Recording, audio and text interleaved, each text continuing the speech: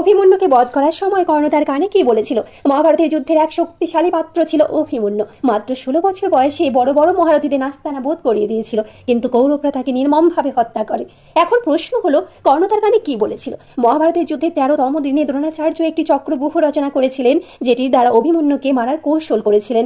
কারণ অভিমন্যু মরলে অর্জুনকে সহজে মারতে পারবেন তারা। আর অভিমন্যু চক্রব্যূহে ঢোকার উপায় জানতেন ঠিকই, কিন্তু বেরোনোর কৌশল তার জানা ছিল না।